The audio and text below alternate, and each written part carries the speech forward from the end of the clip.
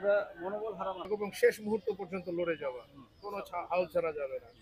ঠিক আছে, একটা গোল দিলে আরেকটা গোল চাই, দুইটা গোল দিলে 3 নম্বর গোল চাই, ছেড়ে দিবা না খেলা। ঠিক আছে, আর গোল খাওয়া কোনো সমস্যা না, গোল খাবা না ইনশাল্লাহ, কিন্তু গোল খাইলে। আসসালামু আলাইকুম।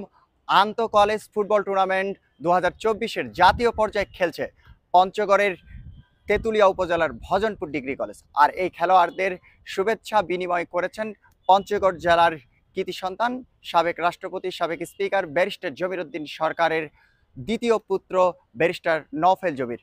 আজ সকাল 9টায় মোহাম্মদপুর সরকারি শারীরিক শিক্ষা কলেজ মাঠে খেলা অনুষ্ঠিত হয়েছে সিলেট বিভাগের সাথে রংপুর বিভাগের ভজনপুর ডিগ্রি কলেজের খেলা।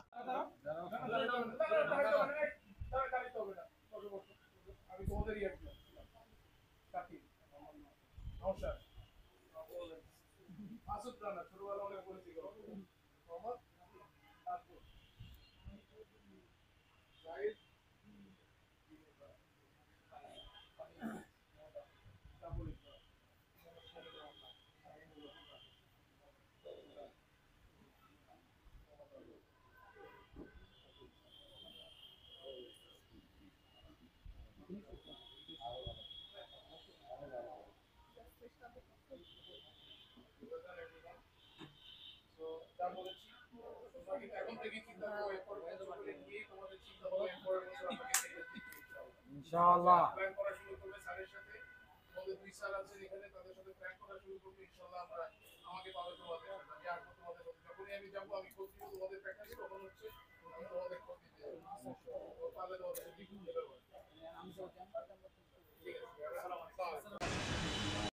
কিন্তু ঠিকভাবে দিতে পারেননি। চলে গেল গোলরক্ষক সরাসরি তার নিয়ন্ত্রণে। আকাশে কিন্তু মেঘের ঘনঘটা রয়েছে, মুহূর্তে যে কোনো মুহূর্তে বৃষ্টি হানা দিতে পারে, হিমেল হাওয়া বইছে অবশ্য। আর সেখান থেকে ভরে করে বল কবরে ভাসছে, সেখান থেকে নভেল স্ট্যান্ডে পড়ে পরবর্তীতে বল চলে গেল গোলরক্ষক সরাসরি তার ফ্রিপে। খেলার ফলাফল Najpur degree college Sylhet 0, Bhajanpur degree college Tetulia Panchagarh 0।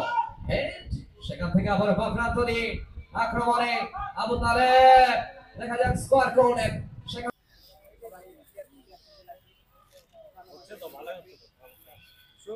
তোমরা যদি একটু 1-1 খেলেন না, খেলাটা আরো সুন্দর হবে। তোমরা 1-1 খেলেন, মাথা উঠাই না 1-1 করবে। হ্যাঁ বুঝা পেয়েছি, 1-1 না গেলে তো জীবন কুলাবাই পারবেন, খালি দৌড়াছেন বলেন। মাঝমাঠে খেলা হয় না। 1-1 যখন খেলবেন না, তখন একটু নিজেও একটু মানে সুস্থি পাবেন। দাঁড়াই খেলবো আর নিজে এত দৌড়া দরকার নেই, এত হপলেস হয়ে গেছে, মানে খালি দৌড়াই না, খালি দৌড়া আছে বলেন না, খেলো দাঁড়াই খেলো না, দাঁড়াই খেলে বলবো না, দাঁড়াই খেলে বলবো না।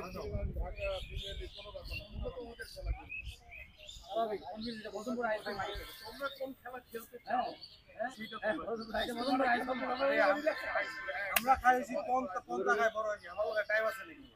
আমাদের মতো এত লোক আছে, তোমাদের সাপোর্ট দেয়, কত লোক আছে সাপোর্ট, ওটা খেলাটা প্রথমে ভালো ছিল। হ্যাঁ প্রথমে এটা ভালো ছিল, প্রথমে অসাধারণ প্রমাণের জন্য যথেষ্ট নয়। আমাদের ভিডিও ধরনের টুর্নামেন্ট সেই দিনে খুব বেশি ধরে নয়।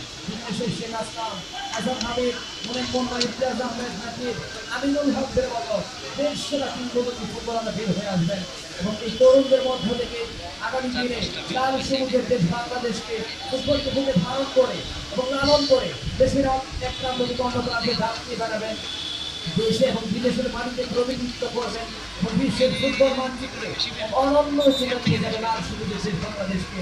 সেই আশা প্রত্যাশা এবং প্রত্যাশা সেই শুভকামনা রইল।